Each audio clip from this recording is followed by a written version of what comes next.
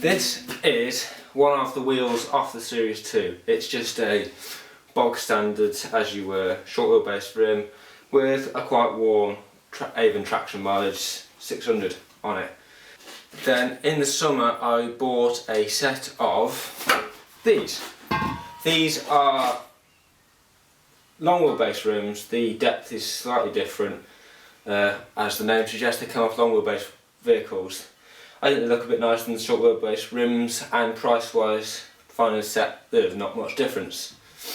Now the wheels on Dad's 80 are FC rims. Years ago FC rims were really pretty cheap. Dad's were 25 quid a rim.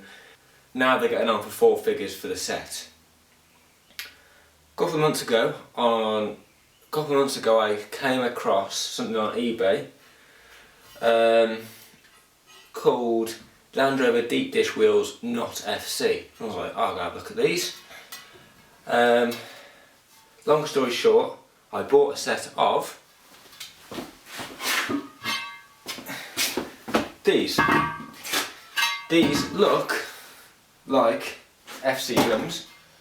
They have the same offset as an FC rim, if not slightly deeper, but they're actually just normal short / long wheelbase. They're just normal long wheelbase rims with the offset changed.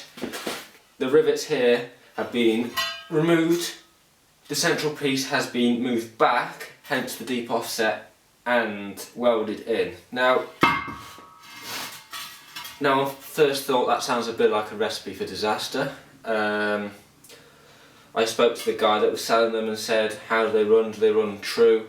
Do they balance up okay? Do you get any wheel wobble? He said he's had them on his lightweight for 20 years. The previous owner said that they were FC rims until he took them off.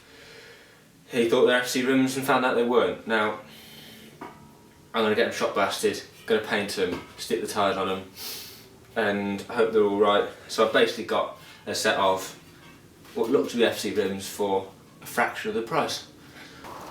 Doors. Now that the tub's on and the bulkhead's obviously in, has been for a while, I've got to make sure this gap is spot on.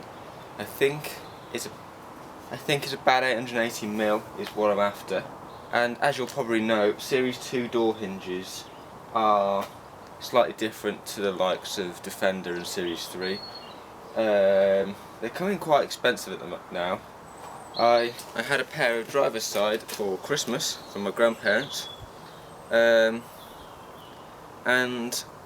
I'd been looking out for a pair of passenger hinges. Now initially I just thought I'd just stick Series 3 hinges on because they're a bit cheaper and more readily available, and I can get some new ones. However, I would quite like the proper original look. So, with the help of a friend in the Netherlands who's got a bit of a parts supply, and he's got quite a few Land Rovers, I bought these off him. Set of passenger side hinges. Now they look pretty knackered, however I've got new pins for them to stop the play, and they're painted pastel green. Now I'm not going to paint them now because, well, there's no rush, but I'm going to try and get the doors on, get the panel gaps right, and then maybe at some point get the wings on, sort of dry fit the panels.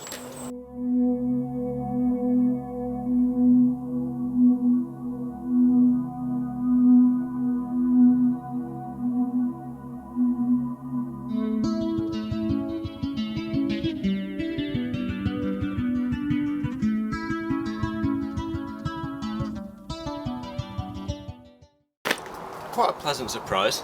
Both doors are on. Now, I can't yet, keyword is yet, shut them fully. They both catch just at the bottom corner by the tub. Now, the fact that they both catch in the same place is quite nice. It means the tub is pretty square, as is the bulkhead and all the outriggers, etc. I think the bulkhead needs moving sort of, the bottom end of it is moving forwards a bit, or maybe there's, and especially maybe the whole lot slightly forward. not bad. Although I don't really like bolting stuff to the bulkhead and all this shiny paint because I just risk it's going to scratch, but hey ho.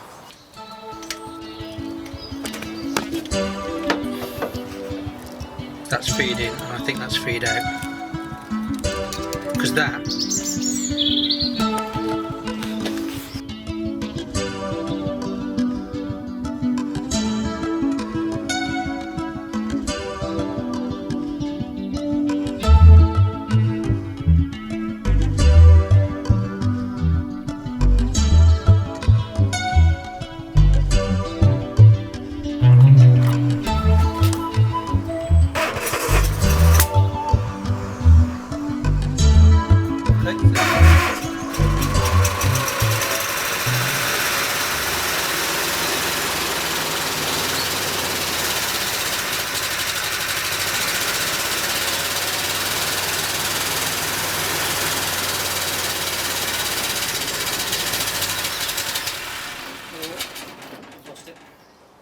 it worked.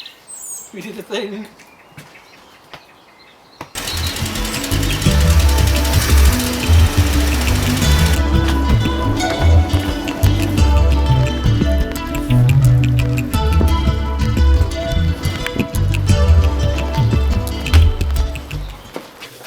Wings are going on. I think in terms of lining all the bodywork up, it might just be a bit easier, nice straight line to follow, just to get it all right, and then they'll come off shortly after to have a bit of a clean up.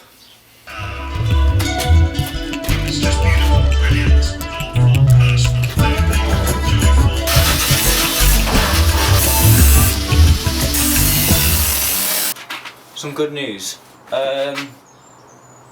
Panels all on. There's a bit of a dry fit.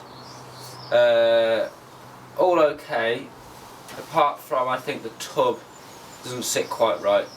The chassis has had all new outriggers prior to my ownership, and I'm not 100% certain on how precisely they've been put on and how square the whole thing is.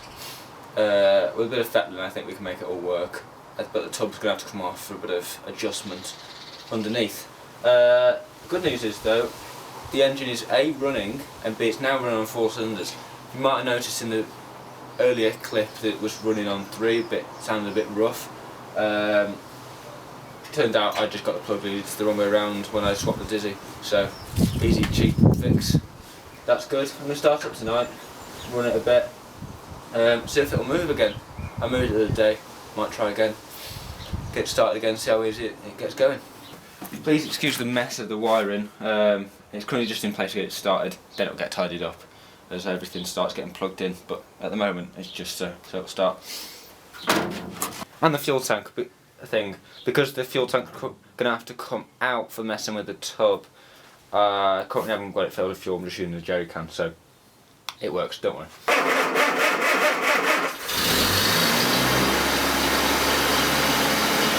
Beauty! And sounds really nice. Might knock the choke back down a bit.